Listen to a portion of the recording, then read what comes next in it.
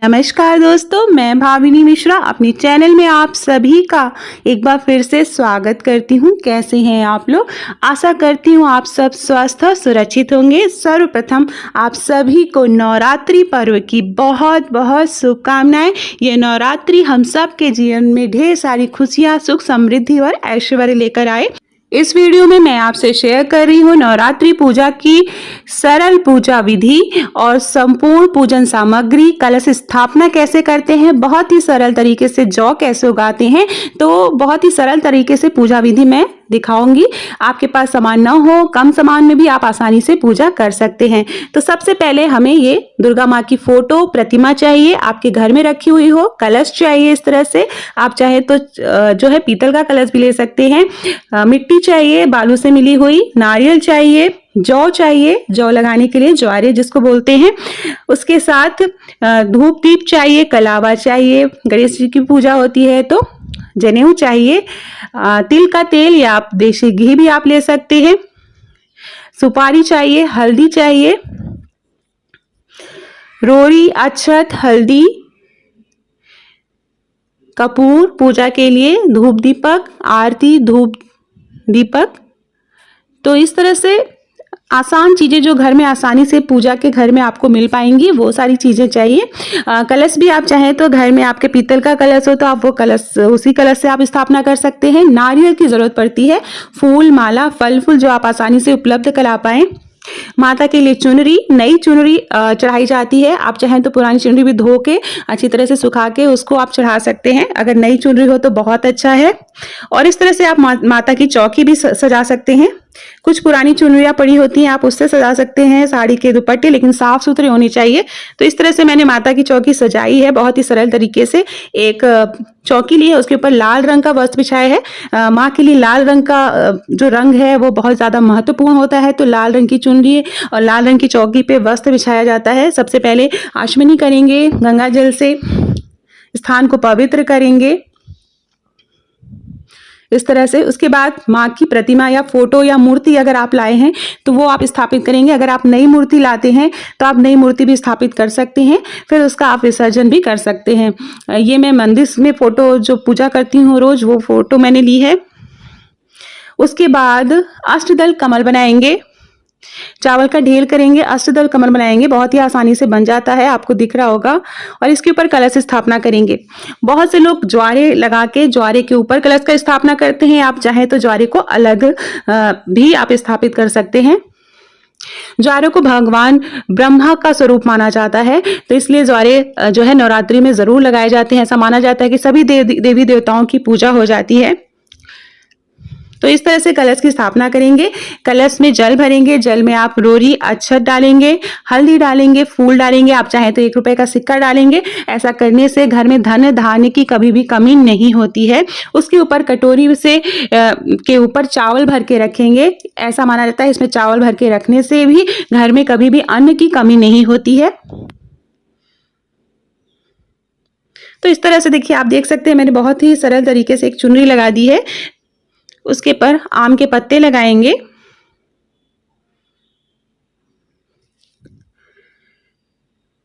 उसके बाद हम गणेश जी की स्थापना करेंगे। गणेश जी, आपके पास गणेश जी की छोटी मूर्ति हो तो आप वो भी रख सकते हैं पूजा में, नहीं है तो सुपारी के ऊपर कलावा लगा के गणेश जी का स्वरूप मान के हम उनकी पूजा करेंगे। तो थोड़ा सा चावल का आसन बनाएंगे, उसके ऊपर गणेश जी रखेंगे। और ये देखिए ज्वारे मैंने छोटे पात्र में लिया है। अगर आपको कलश ऊपर रखना है तो आप बड़ा पात्र ले सकते हैं मिट्टी का, और उसमें हमेशा याद रखिएगा बालू और मिट्टी आप साथ में मिला के रखेंगे तो ही ज्वारे बहुत अच्छे उगते हैं। और जो ज्वारे हैं वो एकदम उसमें कीड़े नहीं होने चाहिए, आप अच्छे से बीन लीजिएगा, साफ सुथरा कर दीजिएगा। और रात में अगर ज्वारे आप भिगो के रखेंगे तो सुबह जो है ज्वारे बहुत अच्छे, आपके बहुत जल्दी ज्वारे उगने लगते हैं। तो इस तरह से ज्वारे में हम पानी डालेंगे और ज्वारे को भी स्थापित कर दिया। सबसे पहले गणेश भगवान जी की पूजा करेंगे, हल्दी कुमकुम अक्षत लगाएंगे। माँ दुर्गा की पूजा करेंगे, हल्दी कुमकुम अक्षत लगाएंगे। कलश की पूजा करेंगे और ज्वारे की पूजा करेंगे। अगर आप अखंड ज्योति जलाना चाहते हैं तो अखंड ज्योति में बहुत सारे नियमों का ध्यान रखना पड़ता है, तो आप अगर जलाना चाहें तो ठीक है, नहीं तो आप सुबह शाम देवी माता को धूप दीपक जला के आप आरती कर सकते हैं।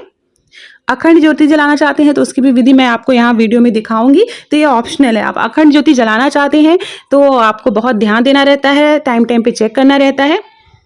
उसके बाद हम जो है कलश की पूजा करेंगे। कलश की हल्दी कुमकुम लगाएंगे। ज्वारे हैं, ज्वारे जो हमने उगने के लिए रखे हैं उनकी पूजा करेंगे। उसके ऊपर हम नारियल रखेंगे। कलश के ऊपर, कलश के ऊपर नारियल में के ऊपर हमेशा लाल रंग का कपड़ा, आप इस तरह से लाल रंग का कपड़ा है, कपड़ा नहीं है तो चुनरी है, चुनरी नहीं है तो आप कलावा उसके ऊपर आप लपेट कर, कभी भी नारियल खाली नहीं रखना चाहिए।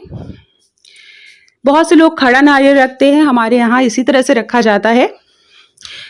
भगवान गणेश जी को जनेऊ चढ़ाएंगे। दुर्वा आप चढ़ा सकते हैं। याद रखिएगा कि माँ दुर्गा की पूजा में तुलसी शामिल नहीं की जाती है। आप भोग के लिए तुलसी का उपयोग ना करें।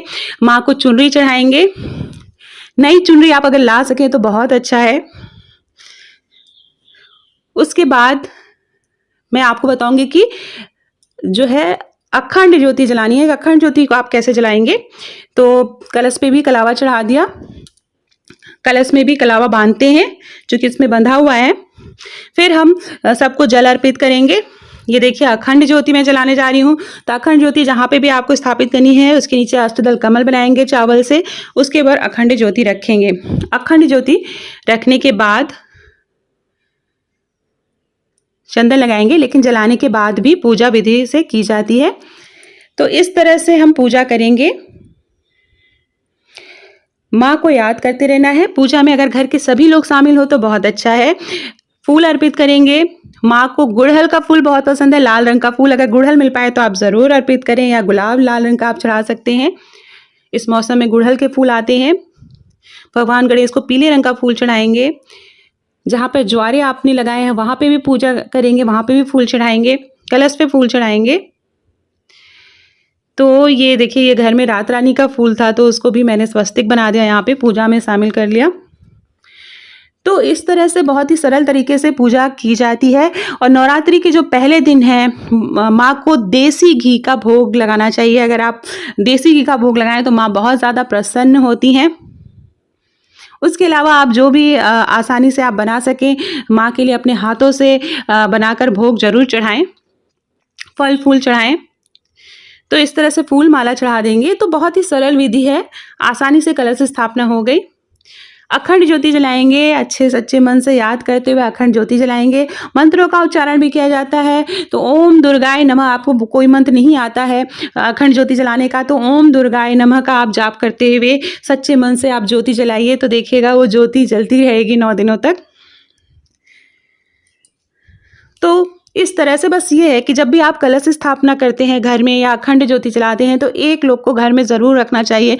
घर में ताला लगा के आपको बाहर नहीं जाना है। तो ये छोटी छोटी बातों का नवरात्रि में ध्यान रखना है। साथ में लहसुन प्याज का आपको 9 दिनों तक त्याग कर देना है। अगर आप 9 दिन व्रत रहते हैं तो अच्छा है, नहीं रह पा रहे हैं तो प्रथमा और अष्टमी के दिन आप व्रत रह सकते हैं। कलश स्थापना आप कर लीजिए, ज़रूरी नहीं है कि आप 9 दिनों तक व्रत रखें।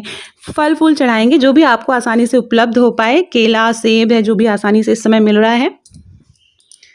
तो ज्वारे को आप अच्छी तरह से उगे तो सुबह शाम आप ज्वारे में बहुत ज़्यादा पानी नहीं डाल देना है, पानी का छिड़काव करते रहना है 2 या 3 टाइम। तो देखिएगा आपके ज्वारे बहुत अच्छे हो जाएंगे। बस याद रखना है ज्वारों को रात में आपको भिगो के रख देना है। सुबह अगर आपको माता के लिए ज्वारे लगाने हैं, माँ को श्रृंगार का सामान चढ़ाएंगे। श्रृंगार का सामान नहीं होगा तो आप चूड़ी और बिंदी ज़रूर चढ़ाएं। माँ को सिंदूर लगाएंगे। तो सिंदूरा आप जो भी पूजा में आप सिंदूरा शामिल करते हैं उसी सिंदूरे से आप सिंदूर लगाइए इस तरह से। और बाद में पूजा में आप सुहाग ले सकते हैं माँ दुर्गा से। तो ये इस तरह से सरल तरीके से हम घर में कलश स्थापना कर सकते हैं। ये अपने हाथों से मैंने प्रसाद खीर बनाई है माँ के लिए, तो वो भोग लगाएंगे। तो बस ये पूजा हो गई है। आरती करनी है तो आरती से पहले दुर्गा सप्तशती का पाठ होता है, तो वो अगर आप पढ़ पाएँ तो अच्छा है, नहीं तो आप दुर्गा चालीसा पढ़ लें। आप दुर्गा चालीसा की छोटी बुक आती है तो वो आसानी से आप उसको पढ़ सकते हैं। उसमें दुर्गा चालीसा दी रहती है, आरती और कुछ आप अगर आप भजन कीर्तन करना चाहते हैं वो कर सकते हैं। दुर्गा सप्तशती का पाठ है तो वो पूरा पाठ आप 9 दिन में पार्ट वाइज डिवाइड करके भी कर सकते हैं। आप चाहें तो रोज़ पूरा पूरा पाठ कर सकते हैं। धूप बत्ती जलाएंगे। उसके बाद देवी माँ की आरती करेंगे। तो देवी माँ की आरती आप कोई भी आरती कर सकते हैं। जो है आप इस तरह से। तो जब भी घर में सुबह शाम आरती करनी है, जब भी आप इस कलश स्थापना करते हैं, माँ दुर्गा का आह्वान करते हैं, तो 9 दिनों तक सुबह और शाम आप ज़रूर आरती करिए, धूप दीपक जलाइए। घर के सभी सदस्य पूजा में शामिल हों, इस बात का ध्यान रखेंगे।